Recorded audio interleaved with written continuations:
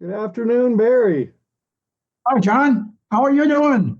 I'm doing okay. Hey, today we want to impress upon the folks listening to us to engage with our institute to make progress on this because all of the institutes involved in this, big names people have heard of, they're just calling attention to it. And then, of course, we're doing that as well, but we're not just calling attention to it. We have a plan that we need to implement. And by that, I don't mean just the two of us, I mean the whole country that we need to implement in order to be ready when our toes start tickling the fiscal cliff, which I think we're already doing.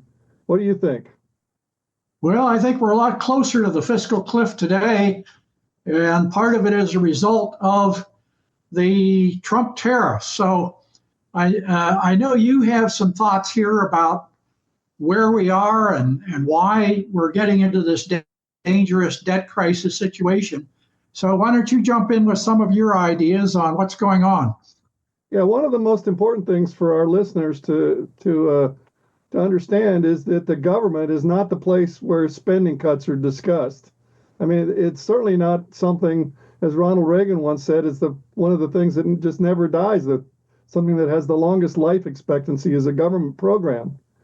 So, in order to cut in a responsible way, when we have to cut, which is what it's going to take, some symptoms of the crisis that we're already in and that's already been declared, we have to be ready. And the only way to get ready is not through a government institute or President Trump or anybody preparing that, because they get in trouble every time they even think about specific spending cuts, much less publicly discuss them.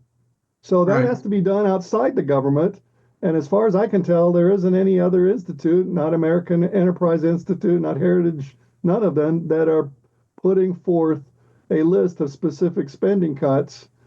And as equally important, a list of things that we better not cut right away in a crisis atmosphere, a financial crisis atmosphere. One of those I highlight in my first chapter to this outstanding book, and I say that not because we wrote it, we didn't write it, we edited it, and it has a lot of outstanding authors in it.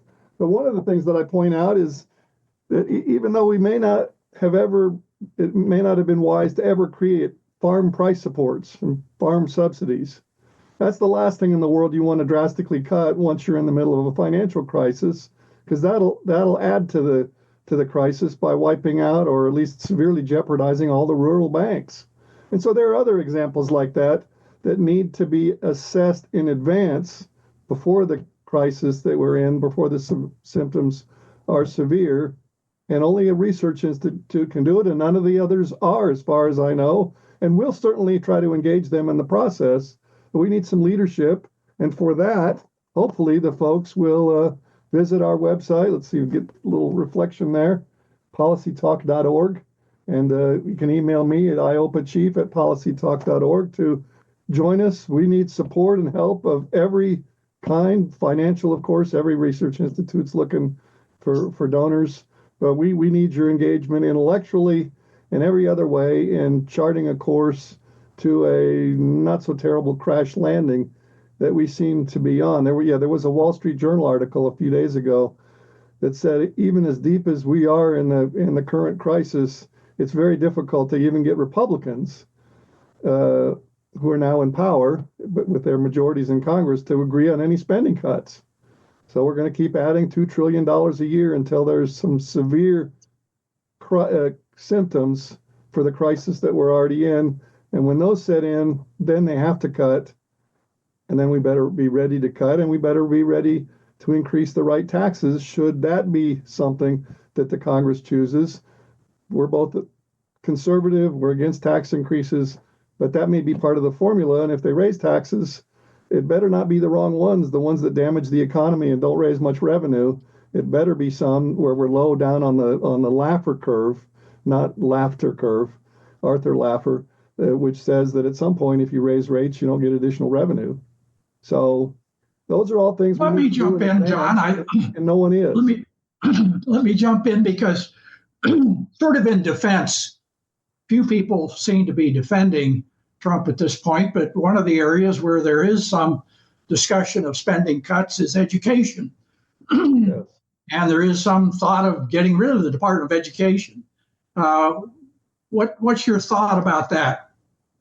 Well, it needs to be gotten rid of because it, it's a state function. You know, the 10th Amendment basically says that that should have been left to the states.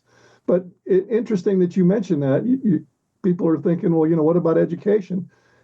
If you look under the rug, so to speak, when they talk about, they're not even talking about cutting spending on education. They're just talking about, which is already a big political lift, getting rid of the Department of Education. They're saying, well, let's block grant all of this money out to the states.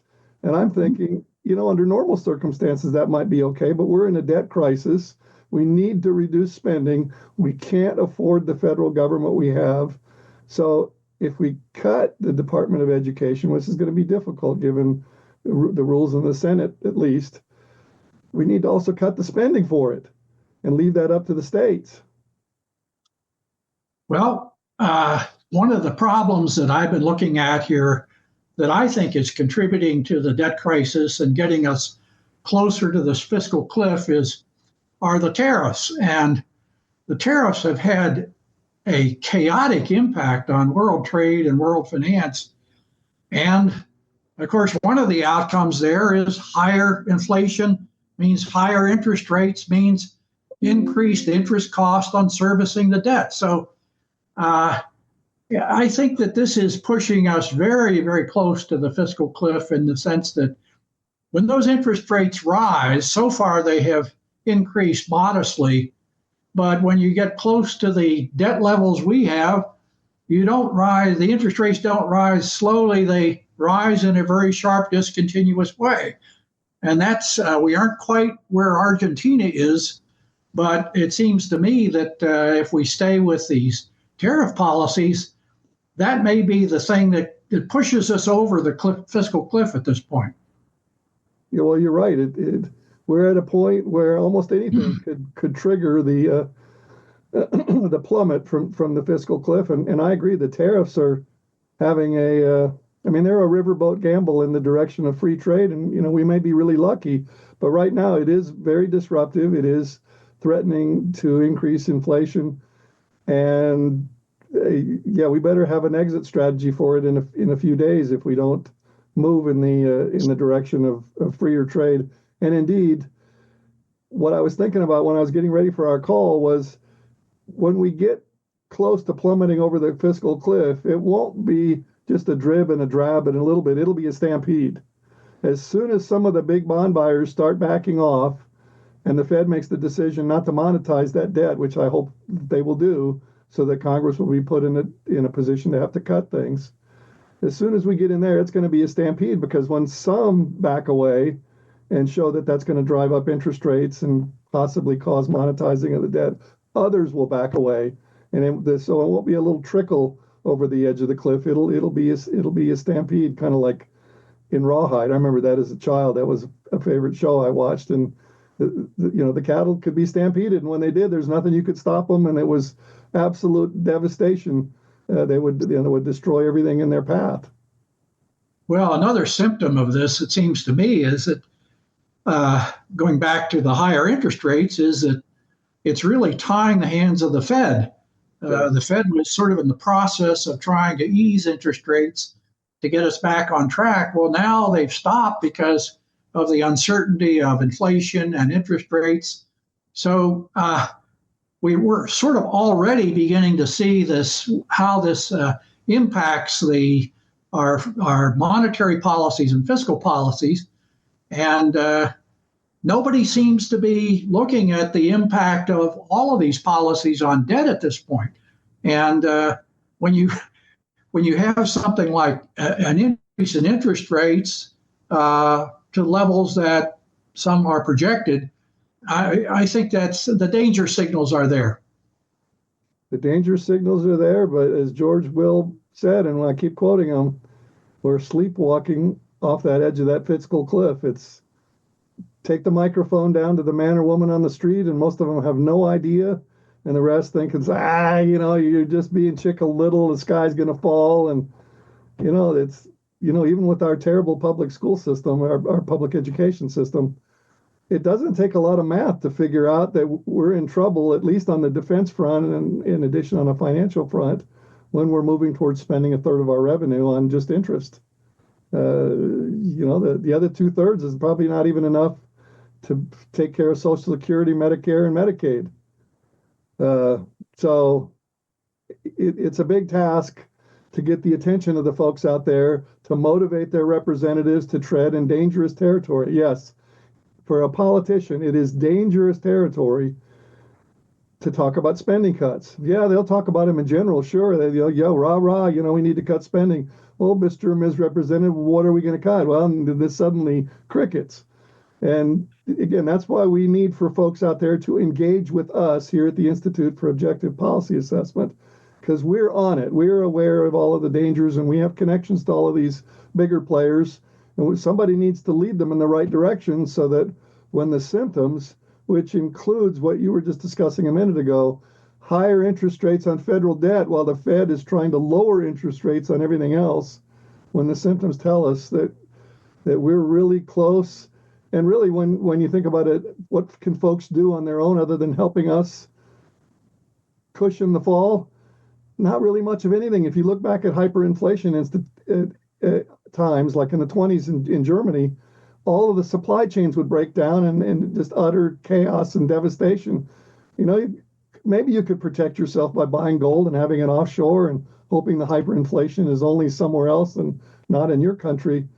But there's really no way to protect yourself. This is a public goods issue where we need to band together to soften the impact of this crisis and enjoy some of the silver lining, hopefully, of going back to a smaller government as defined in our federal constitution, where things like education are left to the states, because there's not a word about education in the federal constitution, et cetera, et cetera.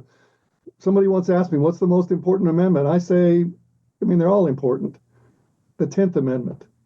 It says if it isn't in here and not just sort of semi-implied or inferred, which is where most of the government is based on, if it's not in here explicitly in the Constitution, somebody else other than the federal government should be doing it. And that's hopefully one of the things we can restore through this crisis, because that's the only way we're going to get back to there. But in the meantime, let's not have too much devastation as a side effect. It's hard to just call it a side effect, as a side effect of going back to first principles where we need to go. Well, I think Ronald Reagan, of course, provided us with a good precedent for that kind of reform, including devolution of federal programs to the states. We think that there are many programs, most importantly education, that are much better handled at the state level than the federal level. And that extends to a number of other programs, welfare and so forth. And that should be a criterion deciding which of these programs to cut. If the states can do a better job in education and welfare, which we know they do, that should be the low-hanging fruit. That should be where you should cut spending right at the get-go. Interesting you mentioned that. That goes back to my comment earlier about they're not really trying to cut spending, they're just trying to cut the department. And Reagan actually did the same thing. He said, yeah, we're going to cut the department. He didn't manage to get it cut. And we're going to block grant the money to the states. We could afford that then. We weren't in a debt crisis then in the 1980s. We can't afford that now. We have to cut spending on some things, even if it isn't waste, fraud, and abuse. We have to load shed, which is what we've called it in one of our earlier videos. The federal government needs to do less. Some of it shouldn't be done at all, but a la the 10th Amendment, much of it should be done by the states. And speaking of that, you folks out there that are part of state government or that have connections, the states had better be ready for the federal fiscal cliff plunge, because the average federal funding of states, about half of which is Medicaid, is about 35%. So you states out there, what are you going to do when you get hit with a 30 to 35% spending cut? Are you going to pick up some of those programs? Maybe you better think about that in advance before the frenzy begins, and you wonder what to do in a frenzied environment to keep the state from going broke. Well, John, I think we've proven once again that economics is the dismal science. So we have, maybe in our future podcast, we need to provide some good news and some solutions. But we do need to understand the magnitude of the problem. And as you say, cut spending, cut government spending. That is the highest priority. That is the highest priority. And as California showed a couple of years ago, of all places, California, they will cut when they have to cut. And that's what Absolutely. we need to ready folks for. They had a few years ago, they have to balance their budget unlike the feds, and they were way short of what their usual revenue, and they found things to cut. Well, and some California cities indeed did go bankrupt, and so Yes, they have some experience with falling off the fiscal cliff, at least at the local level. indeed. We'll do this again soon, and for you viewers out there, we're going to link a bunch of our other stuff to this video so that you can further explore this.